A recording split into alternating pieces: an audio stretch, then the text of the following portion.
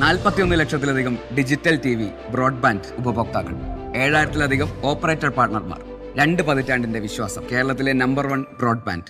Kerala vision, കേരളത്തിന്റെ വലിയ vision. Nilambur ജില്ലാ ആശുപത്രിയിൽ സ്പെഷ്യാലിറ്റി റഫറലുകൾക്ക് പുതിയ OP ടിക്കറ്റ് നിർബന്ധമാക്കിയ നടപടി റദ്ദാക്കണമെന്ന ആവശ്യം ശക്തമാവുന്നു. നിലമ്പൂർ ജില്ലാ ആശുപത്രിയിൽ ചികിത്സ തേടിയെത്തുന്ന സാധാരണക്കാരായ രോഗികളെ ഏറെ ബുദ്ധിമുട്ടിലാക്കുന്നതും ചികിത്സ വൈകാൻ കാരണമാകുന്നതുമാണ് RMO പുറത്തിറക്കിയ പുതിയ സർക്കുലർ.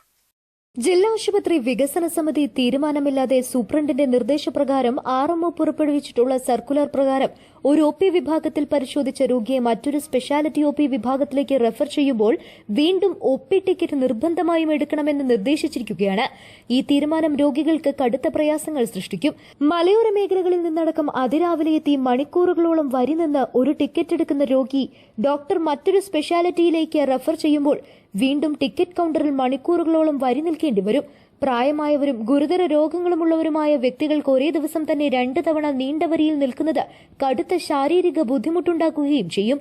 ഒരേ രോഗി തന്നെ ഒന്നിലധികം തവണ ടിക്കറ്റ് എടുക്കാൻ വരുന്നത് OP കൌണ്ടറുകളിൽ അനാവശ്യ തിരക്ക് കൂട്ടാനും മറ്റ് രോഗികളുടെ കാത്തിരിപ്പ് സമയം വർദ്ധിപ്പിക്കാനും ഇടയാക്കും. ആരോഗ്യ സംരക്ഷണം കൂടുതൽ രോഗീയ സൌഹൃദമാക്കുക എന്ന സർക്കാരിന്റെ നയത്തിന് വിരുദ്ധമാണ് നടപടിയെന്നും ആക്ഷേപമുയരുന്നുണ്ട്. അതേസമയം ഈ നടപടി മുൻപ് മുതൽ തന്നെ ഉള്ളതാണെന്നും ജീവനക്കാർ മാറിവരുന്നതിനാൽ അവരുടെ ശ്രദ്ധയിലേക്കായാണ് സർക്കുലർ ഇറക്കിയതെന്നുമാണ് ജില്ലാ ആശുപത്രി RMO വിശദീകരണം. News bureau, Nilambur.